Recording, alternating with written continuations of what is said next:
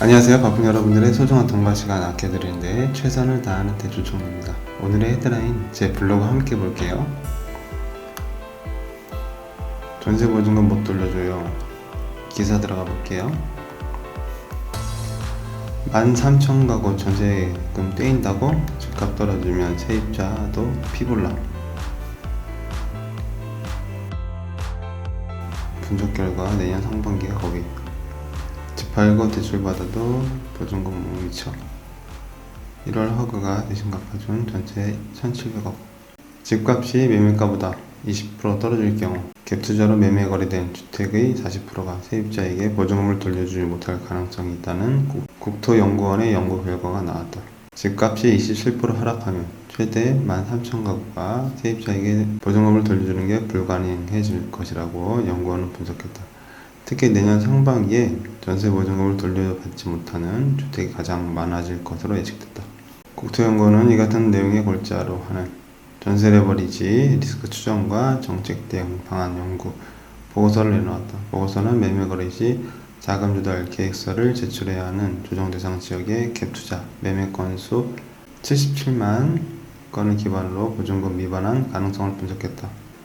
분석 결과 갭 투자 당시 집값의 20%가 빠질 경우 갭 투자 주택의 약 40%가 보증금 미반환 위험이 발생할 것으로 추정됐다. 이 중 최대 13,000가구는 가능한 수단을 총동원해도 세입자에게 보증금을 돌려줄 돈 마련을 할 수 없을 것이라고 보고서는 분석했다. 이는 집값이 전세값 밑으로 떨어지는 깡통 전세 수준을 넘어 보유한 현금성 금융자산과 추가 대출 가능해 해당 주택 매매 등을 동원해 자금을 최대한 마련해도 보증금을 못 돌려주는 집주인이 최대 13,000가구가 된다는 의미입니다. 세부적으로 집값이 갭투자 시점 대비 15% 하락하면 보증금 반환 불가주택은 1만 가구, 집값이 27% 하락하면 13,000가구가 보증금을 반환하지 못할 것으로 분석됐다. 연구를 진행한 박진백 국토연구원 부동산시장 연구센터 부연구위원은 자금조달 계획서 제출 의무가 있는 조정대상 지역만을 기준으로 한 수치라 실제로는 더 많은 갭투자 주택이 보증금 미반환 위험에 놓칠 때 있을 것이라고 설명했다. 전세 보증금 미반환 위험 주택 비율이 가장 높아지는 시기는 내년 상반기가 될 것으로 보고서는 예측했다. 보고서는 임대인의 보증금 상환 능력을 확인할 수 있는 체계를 마련하고 보증금 상환 능력이 높은 임대인과 계약이 이루어질 수 있도록 제도적 개선이 필요하다고 제안했다. 한편 주택도시보증공사가 전세 보증금을 돌려받지 못한 세입자들에게 지급한 대입변제액은 지난 1월만 1,700억 원에 육박한 것으로 나타났다. 이는 전년 동기 3배가 넘는 수치다. 지난해 7월 564억 원에서 6개월 연속 증가 추세이다. 연기욱 기자 수고하셨습니다. 집값이 하락함에 있어서 전세 보증금을 반환해 줄 수 있는 여력이 부족해서 많은 가구들이 어려운 처지에 놓인다는 기사를 보게 되어서 공유드립니다. 국토연구원 부위원장님께서는 이런 말씀을 하시네요. 가게들이 총동원해도 어쩔 수가 없다.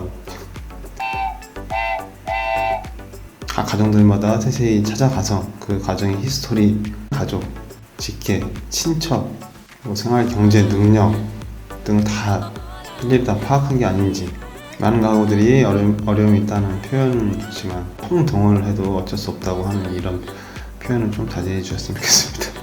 아무튼 집값 하락에 의한 전세 보증금 반환 어려움이 있는 건 사실인 것 같습니다.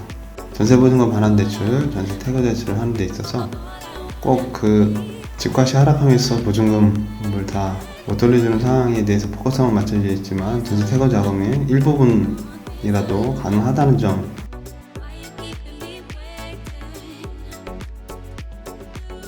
이상 간단히 헤드라인 마칠게요. 감사합니다. 선선한 공기 상쾌한 아침입니다. 그동안 포근한 날씨 중에서 오늘 선선해지니까 생각보다 많이 춥게 느껴지는 것 같아요. 항상 따뜻하게 입고 건강 잘 챙겼으면 좋겠습니다. 또 즐거운 또 화요일 또 활기차게 하루 시작해 보셨으면 좋겠습니다. 회원님들 화이팅 할게요. 화이팅!